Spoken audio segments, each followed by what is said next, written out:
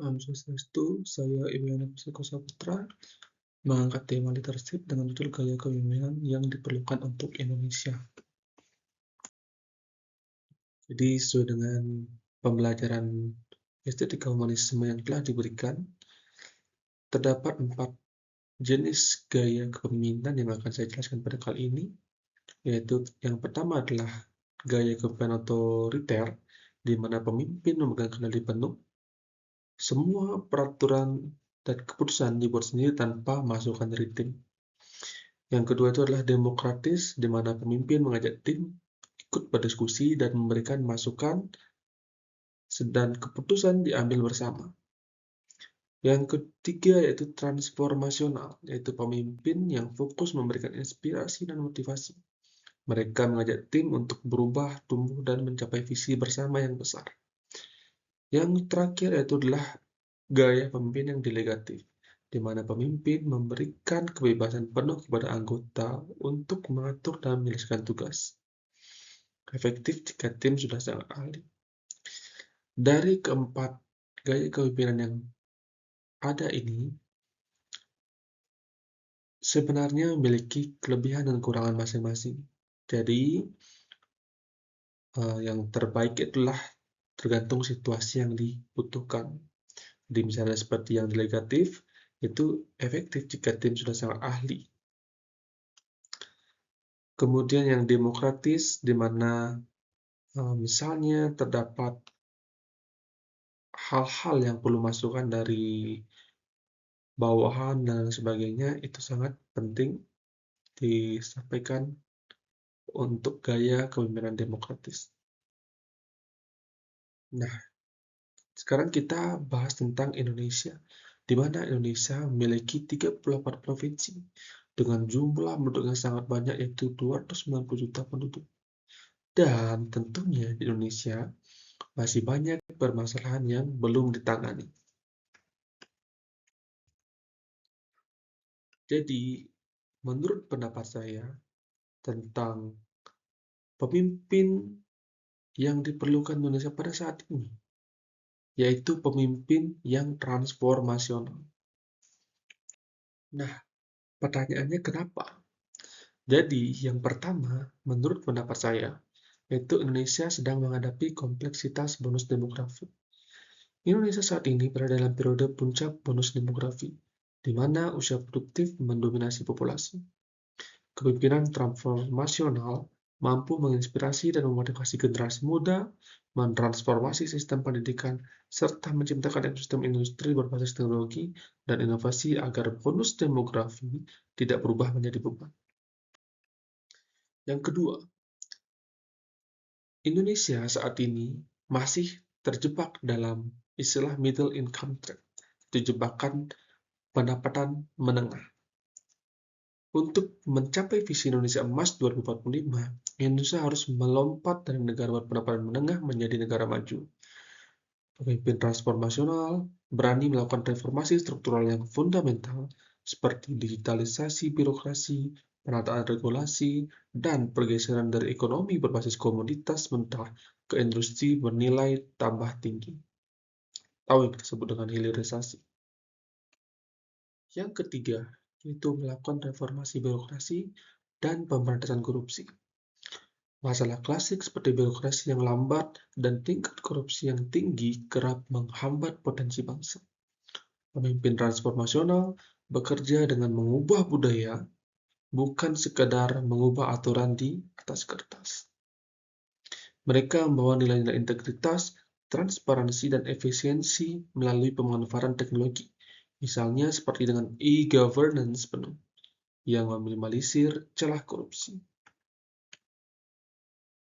Yang keempat, yaitu memperbaiki kesenjangan pembangunan.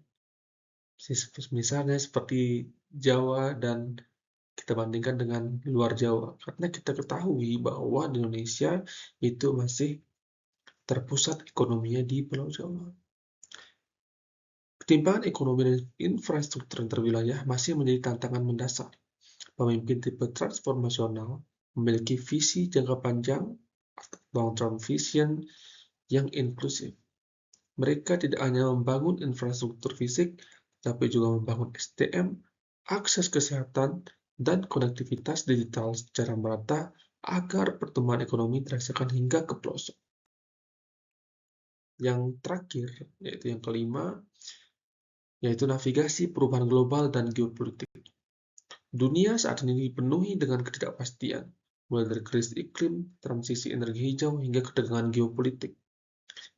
Pemimpin transformasional adalah seorang inovator adaptif yang mampu membaca arah tren global dan memanfaatkan untuk kepentingan nasional, seperti memposisikan Indonesia sebagai pemain kunci dalam rantai pasok global, misalnya ekonomi hijau dan industri baterai (EV). Kita semua Ini adalah ngerasain ya contoh betapa pemimpin nyamannya sekarang tuh saling tiket transformasional, yaitu kereta lewat Ignatius aplikasi Jonan. atau website KAI. Baik, kita Itu berkat transformasi digital perhatikan yang digerakkan oleh video. Ignatius Jonan, direktur utama KAI saat itu.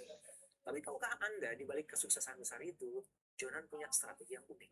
Alih-alih membuat perubahan besar sekaligus, dia memilih pendekatan yang bertahap. Mulai dari digitalisasi penjualan tiket di beberapa rute utama dulu, bukan langsung di semua stasiun. Tujuannya adalah menguji sistem, melihat respon pengguna, dan memastikan prosesnya berjalan dengan lancar. Setelah sukses di tahap awal, barulah digitalisasi diperluas ke seluruh aspek. Betul, inovasi nggak perlu langsung besar. Mulailah dengan langkah kecil yang terukur dan lihat bagaimana hal itu bisa menjadi awal dari transformasi yang luar biasa. Kita Baik, itu cuplikan sedikit tentang inovasi yang dilakukan oleh Ignatius Jonan, di mana tiket kereta itu menjadi lebih gampang diakses. Selain itu juga, Ignatius Jonan juga pernah mempunyai inovasi tentang bagaimana toilet di kereta itu bisa ditingkatkan kualitasnya sehingga meningkatkan kualitas pelayanan di seluruh bagian kereta api. Yang berikutnya yaitu Jokowi, yaitu Presiden Republik Indonesia yang sebelumnya, di mana Jokowi ini sangat memiliki peran penting dalam kemajuan Indonesia sampai dengan saat ini. Beliau adalah pencetus hilirisasi, khususnya hilirisasi nikel. Jadi beliau beranggapan bahwa ketika barang-barang atau material-material tersebut dijual mentah ke luar negeri, itu malah memiliki sedikit keuntungan dibandingkan dengan kita olah sendiri di dalam negeri, kemudian baru kita jual dengan produk-produk yang sudah jadi. Yang berikutnya adalah infrastruktur yang sangat memadai dibangun oleh Bapak Joko Widodo, di mana beliau itu membangun banyak infrastruktur, misalnya seperti tol-tol Trans Jawa, Trans Sumatera, dan juga tol laut, yang berdampak terhadap mobilisasi barang-barang yang harus didistribusikan ke seluruh wilayah Indonesia, sehingga ini bisa menekan kos dalam pengiriman barang tersebut. Pada akhirnya akan menjaga harga lebih rendah dan menjaga kesenjangan antara harga barang yang ada di Pulau Jawa dengan pulau-pulau lainnya. Yang berikutnya adalah BBM satu harga, di mana beliau ini mencetuskan bahwa di Indonesia BBM harus satu harga dimanapun itu. Sehingga masyarakat Papua pada saat itu khususnya itu merasa sangat terbantu. Pada saat beliau mencetuskan kebijakan itu, harga-harga bahan pokok khususnya itu menjadi lebih rendah dibanding tahun-tahun sebelumnya sebelum ditetapkan aturan BBM satu harga ini. Yang terakhir itu inovasi dari Bapak Jokowi adalah ibu kota baru ya. Ibu kota baru di mana itu terletak di Kalimantan. Menurut beliau, Jakarta saat ini sudah sangat padat. Seperti yang saya sampaikan sebelumnya bahwa ekonomi Indonesia terpusat di Pulau Jawa.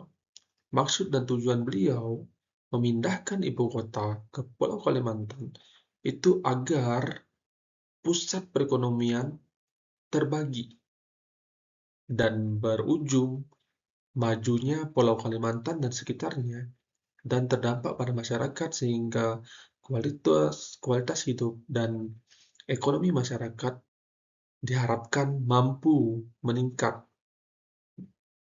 untuk di masa depan. Sekian dari saya, terima kasih.